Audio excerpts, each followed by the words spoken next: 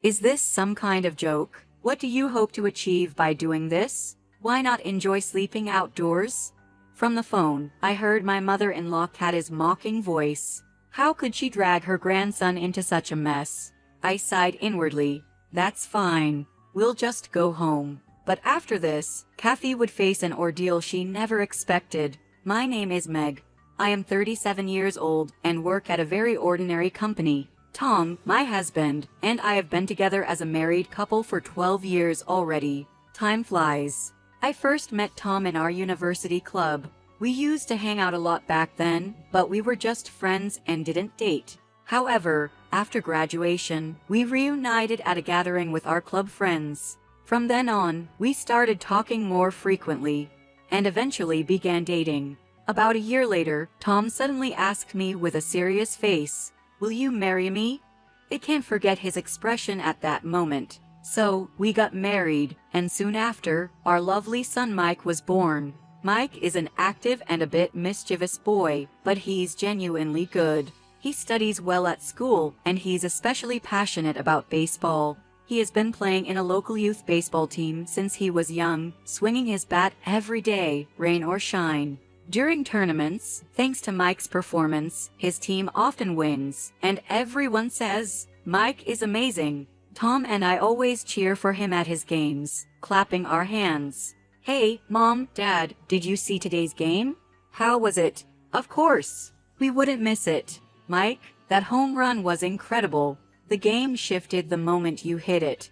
"Thanks. Look forward to even more impressive plays." Saying that, Mike would start practicing swings in the yard after dinner. He is truly hard-working, giving his all in everything he does. It's so inspiring to watch. He's always been dedicated, even when he was in the swimming club before baseball, practicing tirelessly when he couldn't swim well. Despite being only 11 years old, his determination is very mature, with an attitude even we adults could learn from. I hold a somewhat senior position at my company, and I always want to embrace the attitude of challenging without fearing failure, just like Mike. When times get tough at work, I draw strength from remembering my son's perseverance. Despite these daily joys, there was a lingering concern in our household. Difficult Kathy. She seems to have a grudge against me. Ever since we got married, her attitude towards me has been somewhat harsh. "Meg, why are you resting there? Usually, a daughter-in-law helps her mother-in-law when she's busy, right?" "Oh, I'm sorry.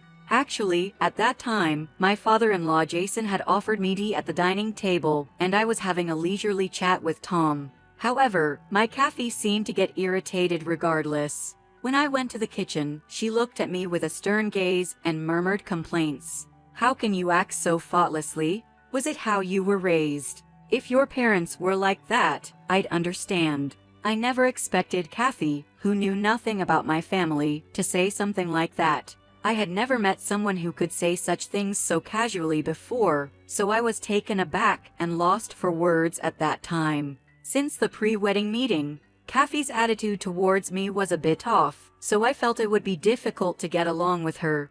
As a result, I limited my visits to her house. However, after Mike was born, the situation changed. For the sake of my in-laws who couldn't wait to see their grandson's adorable smile, we started visiting them. While Kathy doted on Mike, she consistently directed prickly remarks at me. One day, with a sly smile, she told me, "If Mike does something wrong, it's all because of your upbringing." She continued to make comments like, "I'm a bit worried with a mother like you, and are you disciplining him properly?" The most shocking statement was, "I'd like to raise him myself," as if I was incapable of raising my child. It hurt deeply. Strangely, she only said these things when Tom and Jason weren't around. I'd lost the will to retort, but even my silence seemed to irritate her. "Aren't you listening? I've never seen someone so thoughtless," she'd rant. I'd think, "Who's the thoughtless one here?" When Tom or Jason returned, she'd change her demeanor instantly, praising how cute her grandson is. Visiting my in-laws always meant facing her subtle bullying. But after Tom was born, I felt stronger. His milestones, my work, and daily events took up my mind, leaving little space for her words. Her remarks felt like fleeting dust, easily blown away. She seemed to misinterpret my silence as agreement, but I simply didn't want to expend energy on her.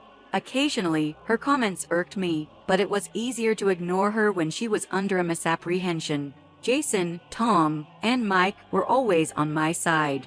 With time, I even thought these events might become fond memories. 12 years have passed since our marriage. Our visits to the in-laws continued, and Kathy's jabs became part of the scenery. I wondered if this was a typical in-law relationship. One day, as I was brushing off her remarks, Mike stepped in. With serious eyes, he finally voiced what had probably been bothering him for a long time. "Grandma, why do you always speak to Mom like that?" Caught off guard, she stammered. "Mike, what are you talking about? I haven't." "Don't play dumb," he interjected. "I've heard you. Stop bullying Mom behind my back.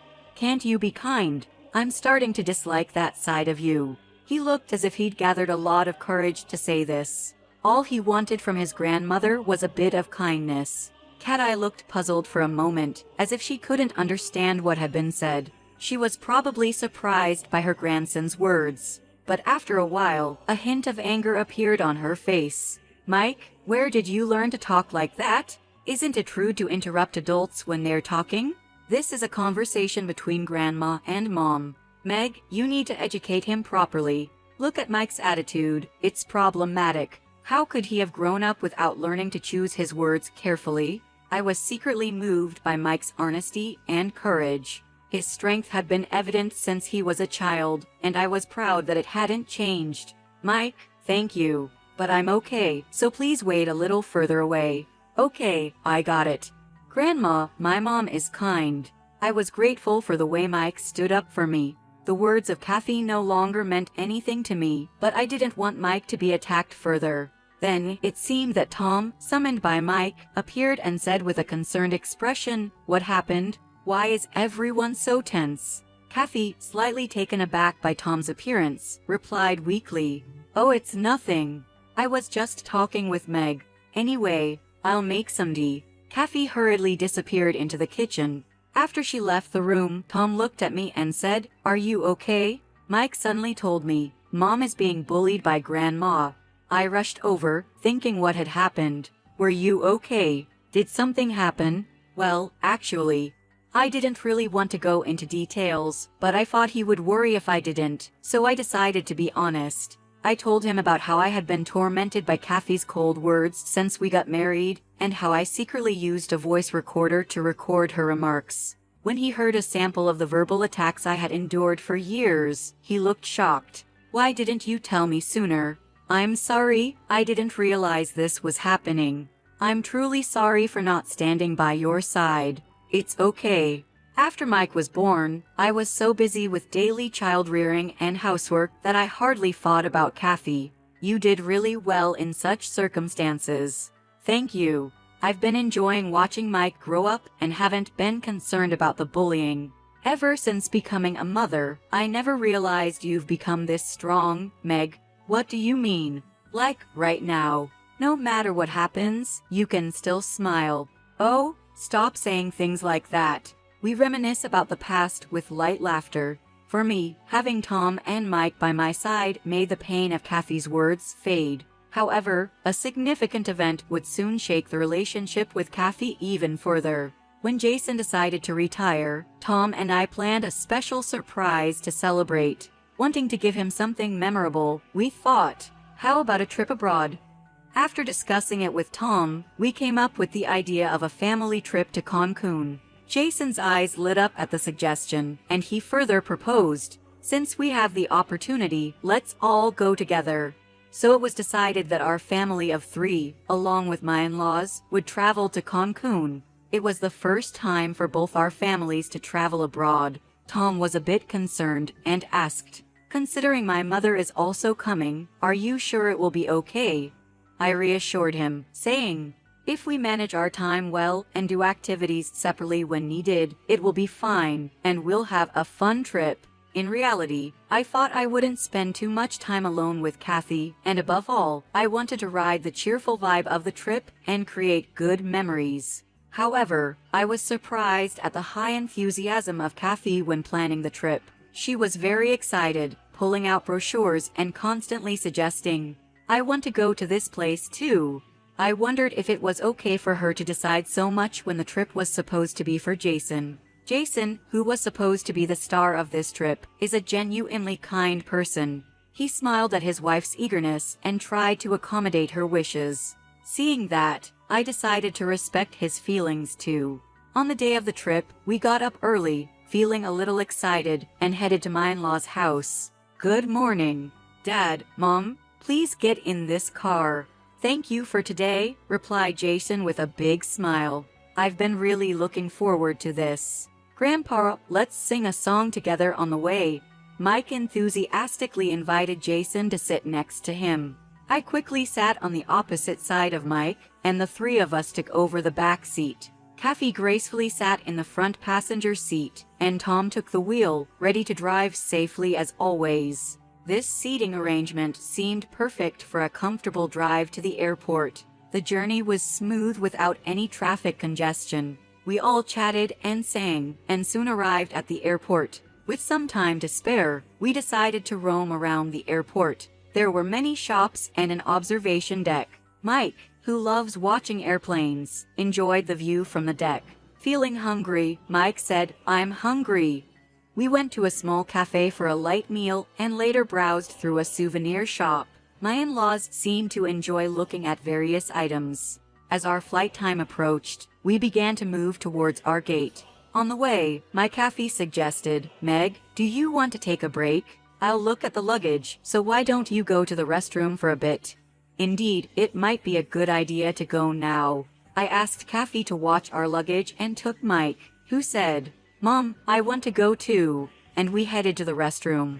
Surprisingly, it was crowded. Even the men's restroom had a line. The unexpected situation made me laugh. When Kathy heard about it, she quickly said, "I'll watch the bags here, so you guys can go too." So, Tom and Jason also decided to head to the restroom. It seemed Kathy had already used the restroom and was willing to wait for us. Mike and I decided to look for another, less crowded restroom.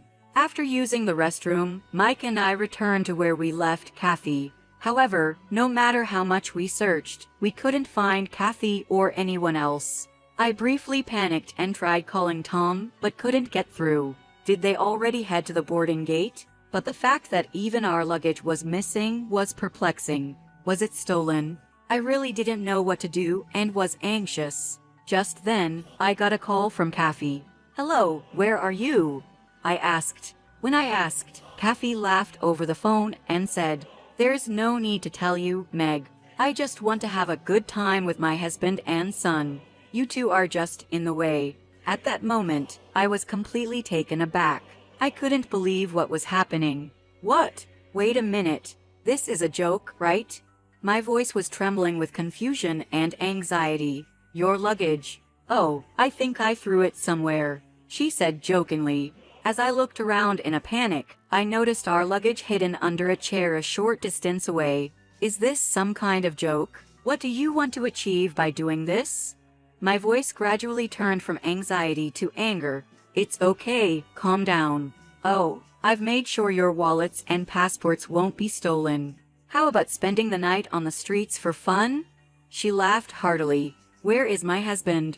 I think Tom would never allow this." "Mike couldn't wait to get on the plane, so he went to the boarding gate with you first. That's why you made me hurry. With seats apart, I don't think he'll notice right away." She sounded as if she was enjoying a game. I was filled with anger and shock. I never imagined something like this happening, and it's despicable to involve her grandson. "We're heading home now," I said in a dejected tone. "That's a good idea," Kathy said cheerfully on the other end. "But I'll pick out some souvenirs for you. Of course, on your credit card." And then, she hung up. It seemed she thought she had us completely under her control. I never imagined it would come to this. But soon she'd get her comeuppance. After hanging up, my phone vibrated. It was a message from Tom on WhatsApp. "Are you okay? I can't see our seats from here." I briefly explained the situation. "Kathy tricked us, and now we can't board the plane." He replied quickly, "What? Seriously? What happened?" I quickly informed him, and he seemed very flustered. I can't believe this. But okay, I'll come down right away. I quickly formulated a plan and tried to calm him down. Let's let her think she's succeeded for now, but I have a favor to ask. I shared my plan. Tom agreed and decided to head to Cancun with Kathy for the time being. As for me, I immediately went to the police and reported that my wallet was stolen. I also called the credit card company to temporarily suspend its use. We had to protect ourselves from any potential harm.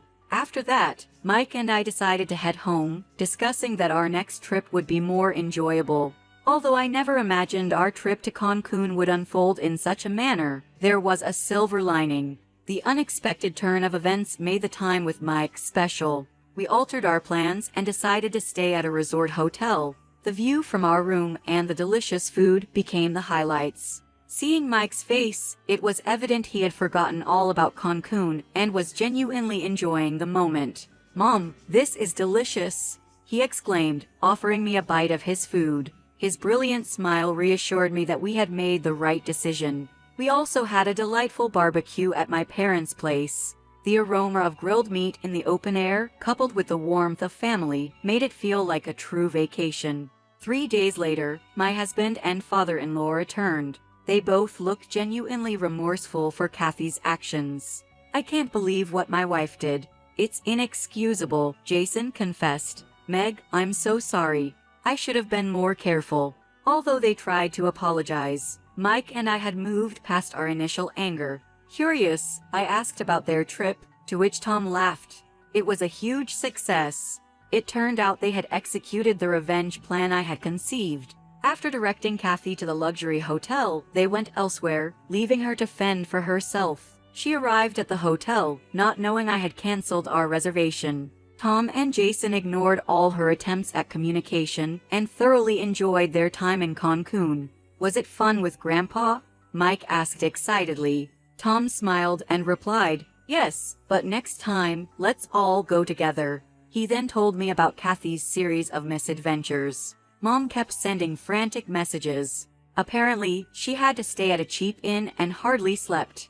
Tom sighed in exasperation. "It seems she was counting on your credit card and the money from me and my father. Turns out, she hardly had any money on her. And the food situation is unbelievable. After the meal with us on the first day, it seems she hasn't been able to have a proper meal." It sounded like Kathy was both physically and mentally worn out on the plane. Hearing about her current situation gave me quite a sense of relief. When Kathy finally arrived, looking drained and confused, she exclaimed, "What have you done to me? I never imagined this would happen." With her disheveled hair and bloodshot eyes, she genuinely looked distressed. However, no one in the house sympathized with her. "You brought this upon yourself," we told her. "I heard from Meg how you've mistreated her for 12 years. She tried to defend herself, but Tom interjected. "Meg recorded everything." I was shocked when I heard the recorded voices. "I had no idea you had said such things to Meg. On the surface, you always acted so kind to us, but behind our backs, you were doing this." And the incident in Cancun too. Leaving Meg and Mike like that, and even stealing the wallet. What the hell were you thinking? This is clearly a crime. Wait a minute. I just wanted to have a good time with the family. Meg and Mike are family too. I'm done with you as a family member." "What? What do you mean? I'm considering a divorce. I never imagined you'd do something like this. You've got to be kidding. This can't be real. You've been deceiving us for so long. I can't forgive you for hurting our precious family. I don't want to have anything to do with you anymore, especially thinking about Meg and Mike." Kathy, ruthlessly berated by her husband and son, looked down with a pale face. She seemed utterly shocked. Kathy kept coming to apologize afterward, but the situation remained unchanged. "Meg, I'm truly sorry. I'll apologize as many times as needed. Please forgive me," Kathy said with a hint of desperation in her voice. Well, that's going to be a tall order for a lifetime. Because of your harassment as a mother-in-law, I went through a very tough period. Therefore, I will be claiming compensation. Also, about taking my precious wallet without permission, I will be reporting that to the police." And for the hotel cancellation fees, you should definitely pay them. Upon hearing my decisive words, the blood drained from Kathy's face. Due to this incident, Kathy suddenly found herself burdened with a massive debt. Having been a housewife for many years, the only jobs she could find were minimum wage. Her relationship with her husband fell apart, and she started a new life alone in an old-fashioned apartment, paying off her debts. On the other hand, after the stormy event, our family regained our peaceful days. The next year, the entire family planned and managed to go on an overseas trip. Mike, experiencing a foreign culture and scenery for the first time, was thrilled and enjoying himself, and seeing him happy warmed my heart. It made me think again about wanting to spend the days ahead, deeply cherishing and loving my precious family.